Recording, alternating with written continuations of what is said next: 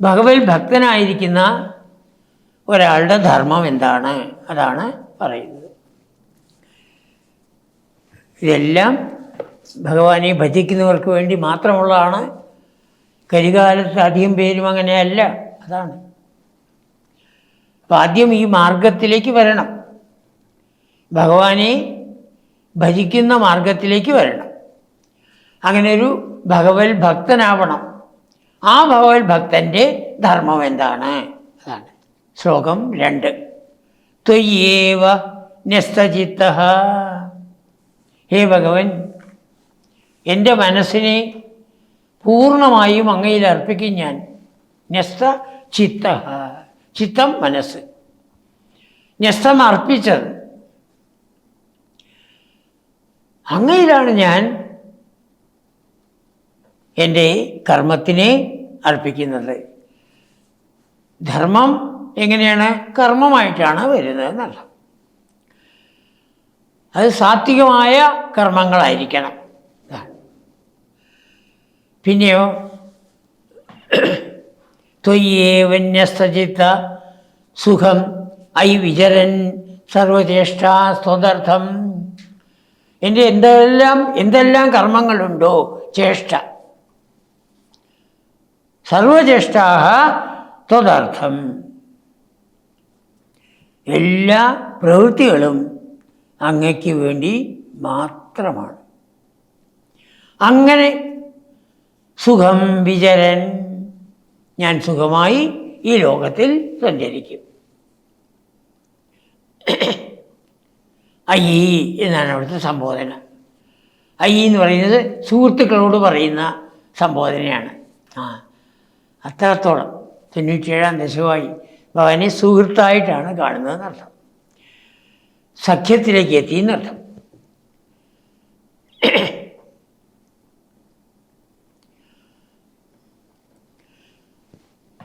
സുഖമായി വിചരൻ. ഹേ ഭഗവൻ, അങ്ങനെ മനസ്സിനെ പൂർണ്ണമായും അങ്ങയിൽ അർപ്പിച്ച് എല്ലാ കർമ്മങ്ങളും അങ്ങയ്ക്ക് വേണ്ടി, ത്വദർത്ഥം, അങ്ങയ്ക്ക് വേണ്ടി ചെയ്ത് ഞാൻ സുഖമായി വിചരൻ, സുഖമായി ഈ ലോകത്തിൽ സഞ്ചരിച്ചു കൊള്ളാം.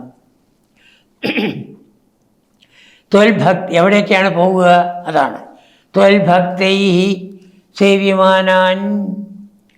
അങ്ങയുടെ ഭക്തന്മാർ ഏതെല്ലാം ദേശങ്ങളെ ആശ്രയിച്ചുവോ ആ ദേശങ്ങളിലേക്ക് പോകും. അതാണ് ത്വൽഭക്തൈ സേവ്യമാനാൻ. പിന്നെയോ ചരിതചരാൻ.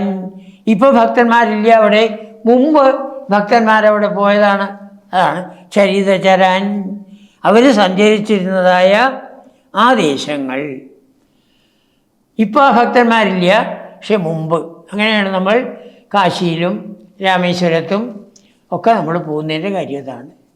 പണ്ട് എല്ലാം ഭക്തന്മാരുണ്ടായിരുന്നതാണ്, ഇപ്പോൾ എങ്ങനെയാണെന്ന് നമുക്കറിയില്ല. അപ്പോൾ അങ്ങനെയുള്ളതായ സ്ഥലങ്ങൾ ആശ്രയൻ പുണ്യദേശാൻ, മഹാത്മാക്കളുണ്ടായിരുന്ന സ്ഥലമായതുകൊണ്ട് അത് പുണ്യദേശമാണ്. ആ പുണ്യദേശത്തെ ഞാൻ ആശ്രയിക്കും, അവിടെ സുഖമായി നടക്കും. ആ നടക്കുന്ന സമയത്ത് അങ്ങയെക്കുറിച്ച് ചിന്തിക്കും. ത്വയ്യേവ ന്യസ്തചിത്തഃ.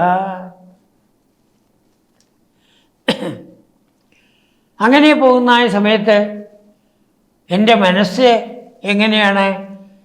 മനസ്സെപ്പോഴും പരിശുദ്ധമായിരിക്കും, നിർമ്മലമായിരിക്കും. എങ്ങനെ നിർമ്മലമാവണ്? ദസ്യൗ വിപ്രേ മൃഗാദുഷ്വപി സമമതി.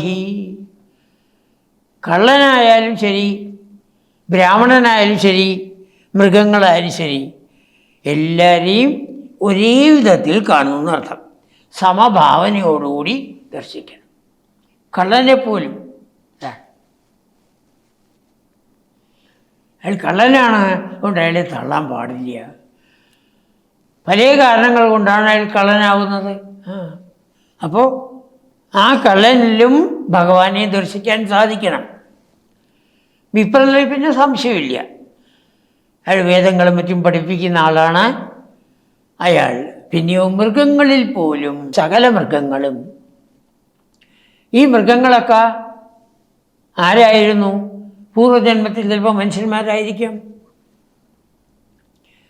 പലതരത്തിലുള്ളതായ ദുഷ്കർമ്മങ്ങൾ ചെയ്തവർ. അങ്ങനെയാണ് ബ്രഹ്മാവരെ മൃഗങ്ങളാക്കിയത്. പാപകർമ്മങ്ങൾ ചെയ്യുന്നവരെ മൃഗങ്ങളായിട്ടും സസ്യങ്ങളായിട്ടും വിടും. അതാണ്.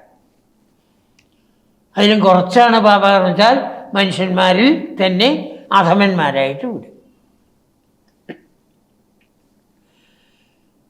ചട്ടമ്പിസ്വാമികൾ ഒരിക്കൽ അദ്ദേഹത്തിന് അറിയുന്ന ഒരു ഭക്തൻ, ആ ഭക്തൻ്റെ ഷഷ്ടി പൂർത്തിയാണ്, വഴുതക്കാട് താമസിച്ചിരുന്ന ആളാണ്. അപ്പോൾ കരമനയാറിൽ ചട്ടമ്പിസ്വാമി കുളിച്ചുകൊണ്ട് നിൽക്കുമ്പോൾ അധികം കണ്ടു. നാളെ എൻ്റെ ഷഷ്ടി പൂർത്തിയാണ്, അങ്ങ് വരണം. ആ വരാമല്ലോ, 10-40 പേര് എൻ്റെ കൂടെ ഉണ്ടാവും. ഓ, എത്ര ആൾ വന്നാലും വിരോധമില്ല, എത്ര ആൾ വന്നാലും വിരോധമില്ല. പിറ്റേ ദിവസം ഒരു 12 മണിയായി. ചട്ടമ്പിസ്വാമിയുടെ ഒറ്റയ്ക്ക് കയറി വരുന്നു. അയ്യോ, ഇതെന്താ അങ്ങ് 10-40 പേരുണ്ടാവും എന്ന് പറഞ്ഞ്? വരും വരും, ഇപ്പോൾ വരും. ഒരു ഷൂക്കി അടിച്ചു, 40 നായ്ക്കൾ വന്നു. അപ്പം എല്ലാവർക്കും വിരിച്ച് ഇല വെച്ചിരിക്കുകയാണ്. ആ നോക്കി, എല്ലാവരും പോയിരുന്നു, വരി വരിയായിട്ടിരിക്കും. സകല നായ്ക്കളും പോയിരുന്നു, എടുത്തില്ല, തൊട്ടില്ല അവർ. ചട്ടമ്പിസ്വാമി പറഞ്ഞിട്ടാണ് കഴിച്ചത്. ഇയാൾക്ക് വലിയ അതിശയമായി. ഇതെന്താ ഇത്?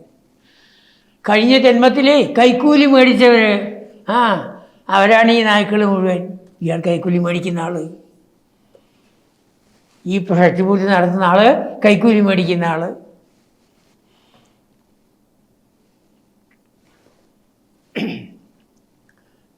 അതും പറഞ്ഞ് അവിടുന്ന് അദ്ദേഹം ഇറങ്ങി. മൃഗാദിഷു അപി, അപ്പോൾ പൂച്ചയായിട്ടും നായയായിട്ടും മറ്റു മൃഗങ്ങളായിട്ടും ഒക്കെ വരുന്നത് പൂർവജന്മത്തിൽ ദുഷ്കർമ്മങ്ങൾ ചെയ്തവരാണ്. എന്താണെന്നറിയില്ല, എന്തെങ്കിലും ദുഷ്കർമ്മം ചെയ്തിട്ടുണ്ടാവും. അങ്ങനെയാണ് ബ്രഹ്മാവ് അവർക്ക് ഈ സ്ഥൂല ശരീരം കൊടുക്കുന്നത്. സ്ഥൂല ശരീരം കൊടുക്കുന്നത് ബ്രഹ്മാവാണെന്നാണ് പറയുക. ബ്രഹ്മാവ് എന്ന് പറയുന്ന ആരാണ്? ഹിരണ്യഗർഭൻ. എല്ലാവരുടെയും സൂക്ഷ്മ ശരീരം ഒന്നിച്ചിരിക്കുന്ന ശരീരമാണ് ഹിരണ്യഗർഭൻ.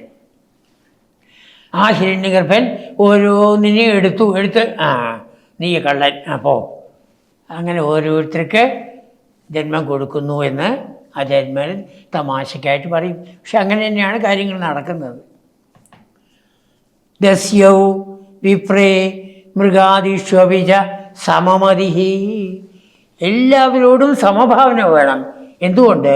എല്ലാം ബ്രഹ്മമാണ്. അവരുടെ പൂർവ്വജന്മത്തിലെ കർമ്മത്തിനനുസരിച്ചാണ് അവർക്ക് ഈ വ്യത്യാസം വന്നിരിക്കുന്നത്. അത് നമ്മൾ കണക്കിലെടുക്കരുത്.